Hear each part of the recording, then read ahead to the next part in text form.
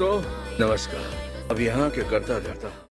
मौजूदा कहानी में वैज्ञानिक खोजते हैं कि पृथ्वी का कोर धीरे धीरे घूमना बंद होने वाला है।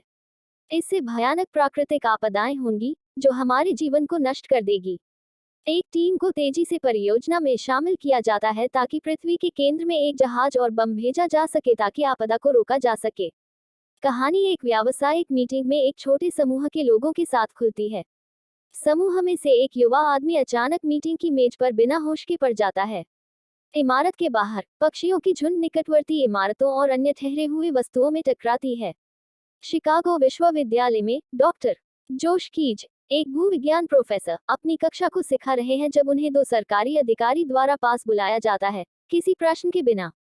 उन्हें सरकारी संस्थान में ले जाया जाता है जहां उन्हें एक दोस्त डॉक्टर सर्ज लेवेक, एक परमाणु हथियार विशेषज्ञ से मिलता है।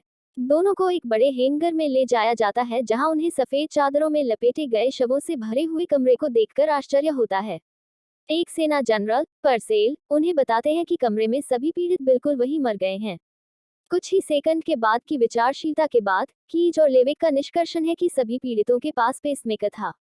परसेल को यह बहुत प्रभावित करता है। उन्हें बताते हैं कि वे किसी से ज्यादा तेजी से मिस्ट्री को सुलझा लिया है जिससे वह किसी से भी बात की थी। जब वे इसके शुरू होते हैं तो स्पेस शटल एंडेवर की टीम को कई मील दिशा में भटकते हुए पाया जाता है।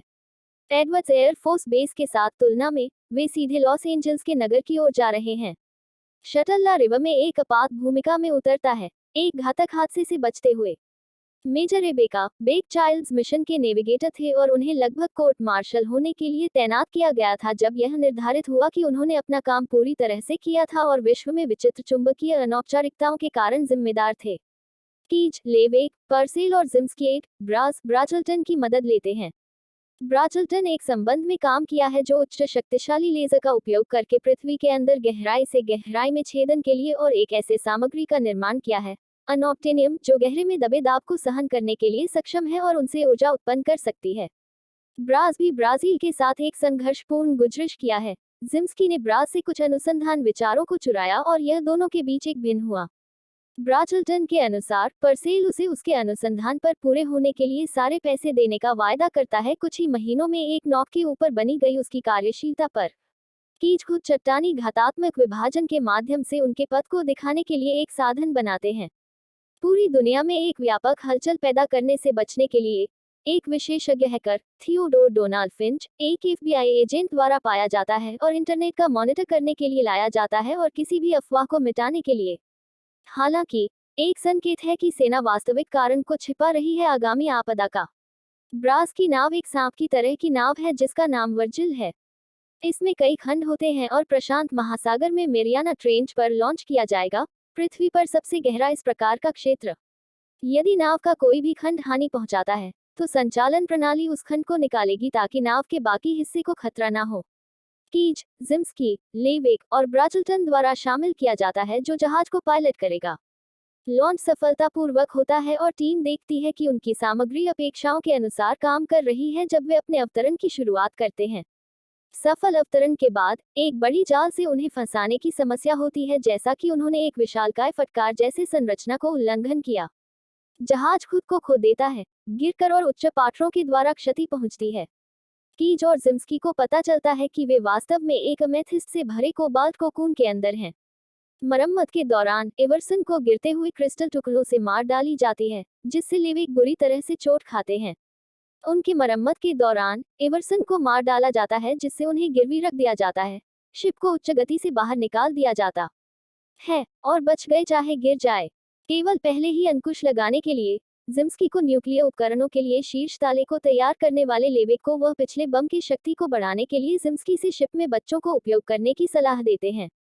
कहानी के बारे में कुछ कट्टर लड़ाइयों के बाद एक बड़ी हीरा जो उच्च दबाव को सहन करने के लिए योग्य नहीं रहता है, अंतिम खंड की हुल को तोड़ देता है। वह खुद को पत्थरों की आंधी में निकालते हैं जैसे ही वे मोल्टन कोर के अंदर प्रवेश करते हैं। टीम एक श्रृंखला की गणना करती है और पाती है कि अपनी मूल योजना से पृथ्वी को फिर से प्रारंभ करने में वे विफल होंगी क्योंकि त्रोज्यवात्मक शक्ति के अनपेक्षित भौतिक गुणों के विभिन्नताओं के संबंध में जिम्स्की बताते हैं। टीम गणना करती है कि वे प्रत्येक खंड को निर्दिष्ट स्थानों पर अलग करके प्रत्येक में न्यूक्लियर डिवाइस को समय पर शुरू करके कोर को पुनः प्रारंभ कर सकते हैं। तथापि अलग अलग खंडों को अलग करने के लिए एक सदस्य को वायरजल के सामने के खुले क्षेत्र में प्रवेश करना होगा, जो कि मोल्टन कोर की गर्माहट के सीधे संपर्क में है और संभावना है कि वह जीवित नहीं रहेगा।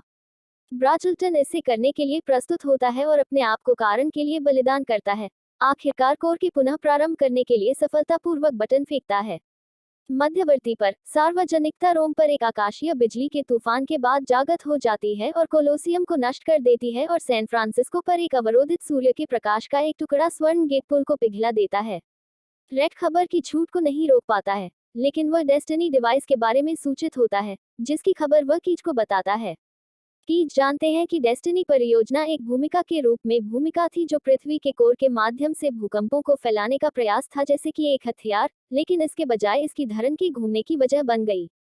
और कि जिम्स्की इसके डिजाइन के पीछे एक महत्वपूर्ण आदमी थे।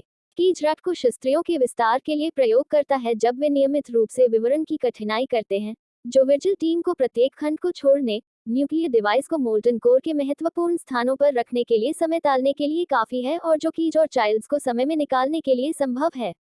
जैसे ही न्यूक्लियर विस्फोट होने का समय बढ़ता है, दोनों का पता चलता है कि वे उपकरणों के बाहर के क्षेत्र के भीतर हैं और उन्हें अपने आप को उन घड़ियों से बाहर ले जाने के लिए शिप को तैयार करने के लिए असमर्थ हो रहा है। जैसे ही वे कोर से निकलते हैं, न्यूक्लियर विस्फोटों की एक श्रृंखला सफलतापूर्वक होती है जो कोर की पुनः प्रारंभ की घूर्णना करती है।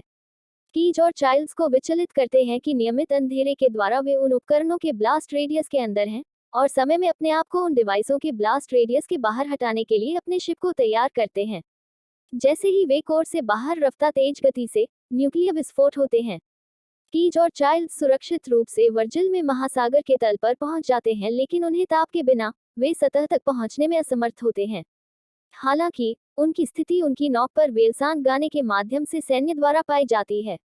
उन्हें जल्द ही बचाया जाता है। रेड कीज के निर्देशिका के माध्यम से डेस्टिनी प्रोजेक्ट की पूरी जानकारी को इंटरनेट पर जारी करता है, जो सच्चाई को सभी को प्रकट करता है और इसे सुनिश्चित करता है कि एवर्सन, सर्ज, ब्राज और जिम्स्की को भूला नहीं जाता, बल्कि उन्हें नायकों के रूप में सराहा जाता है।